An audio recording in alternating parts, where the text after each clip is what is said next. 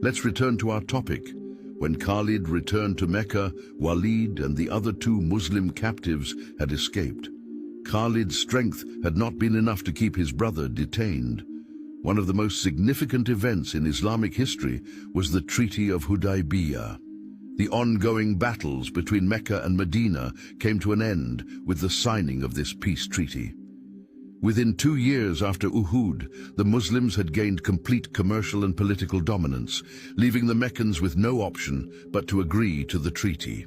This agreement granted the Muslims the right to perform Umrah and played a vital role in spreading their religion far and wide. Khalid ibn al-Walid narrates, "When the Messenger of Allah, peace and blessings be upon him, came to Hudaybiyah, I led the cavalry of the idolaters and set out on the road. At Usfan, I approached and came into view of the Messenger of Allah and his companions. The Messenger of Allah was calmly leading the Dur prayer for his companions. We considered launching a sudden attack on them, but it didn't happen, and it turned out for the best. The Messenger of Allah, peace and blessings be upon him, must have sensed what was in our hearts, because he led the Asr prayer as a prayer of fear, Salat al-Khawf, for his companions. This affected me deeply. I thought to myself, this man must be under Allah's protection." When Khalid returned to Mecca, he was torn by conflicting thoughts. The following year, when the Messenger of Allah, peace and blessings be upon him, came to Mecca for Umrah, Khalid avoided him and did not witness his entry into the city. It was as if Khalid was battling something within himself. He said to his companion, "I have been fighting Muhammad from the very beginning, but in doing so, I lost my brother first, and now my faith." When Khalid was alone at night, no matter how far he went from Mecca, that voice never left him. The truth, which he had feared to face, was now right in front of him. It was time to return to Mecca. Upon his return, Khalid received a letter from his brother Walid. "My brother, the Prophet, peace and blessings be upon him, asked about you. I said, Allah will bring him. How strange it is for someone like you not to know Islam. I wish you could show your courage and valor on the side of the Muslims against the idolaters. This would be so much better for you. My brother, you have missed many opportunities. Do not miss what awaits you now." After reading the letter, Khalid realized that while he could not change the past, he could change himself.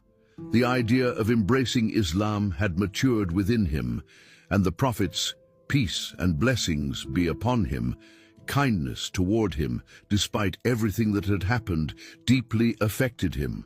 Khalid recounts, "As I prepared to go to the Messenger of Allah, peace and blessings be upon him, I wondered who might accompany me on this journey. I came across Safwan ibn Umayyah and explained the situation to him, but he refused my offer. Then I met Ikrimah ibn Abu Jahl, and he too declined my invitation. I returned home, mounted my animal, and went to see Uthman ibn Talha. I told him that I intended to go to the Prophet, peace and blessings be upon him, to embrace Islam, and invited him to join me. Without hesitation, he agreed. At dawn the next day, we set off together. Khalid's embrace of faith and journey to Medina. When they reached a place called Hadar, they encountered Amr ibn al-As, who was also on his way to Medina to accept Islam. Together, they continued their journey and eventually arrived in Medina.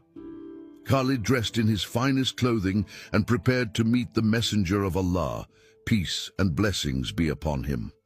At that moment, his brother Walid came to him and said, "Hurry, the Prophet, peace and blessings be upon him, has been informed of your arrival, and he is overjoyed. He is waiting for you now."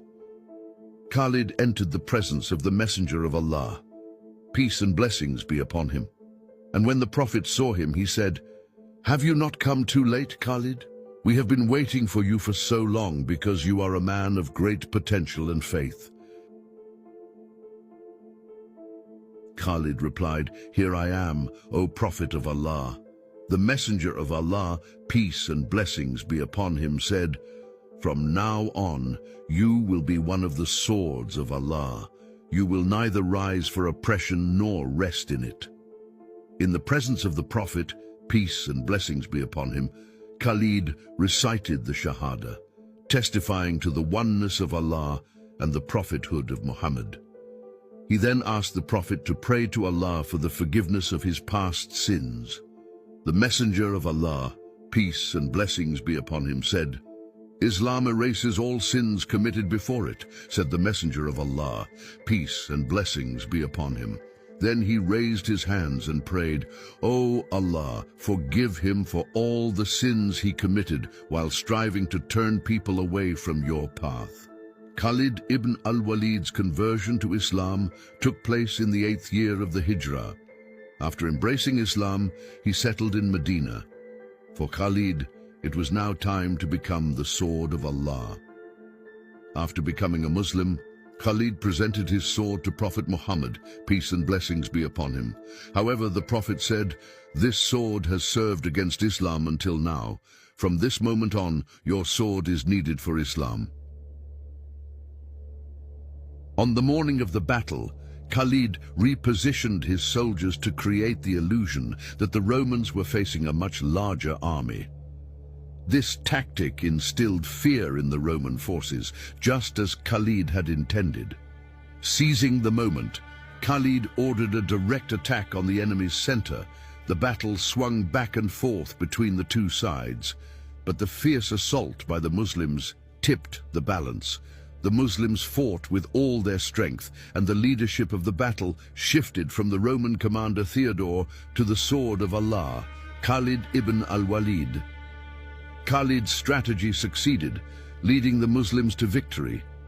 The Romans retreated, and Halid managed to lead the remaining Muslim army safely back to Mecca. Upon his return, Prophet Muhammad, peace and blessings be upon him, bestowed upon Halid the title Saif Allah, the sword of Allah. It is said that during the Battle of Mu'tah, Halid broke 9 swords. His plan not only disrupted the psychology of the Roman forces, but also caused them to act chaotically on the second day of the battle. This was clear proof of Khalid's brilliant strategy. His love for Prophet Muhammad, peace and blessings be upon him. One day, the Prophet Muhammad, peace and blessings be upon him, was trimming his beard. The companions present were sharing the trimmed hairs of the Prophet, peace and blessings be upon him. The great commander Halid ibn al-Walid was also there. Halid took a small portion of the Prophet's hair and beard and placed it in his turban. Wherever he went, he would carry this blessed strand with him. In every battle where he carried this sacred hair, he emerged victorious.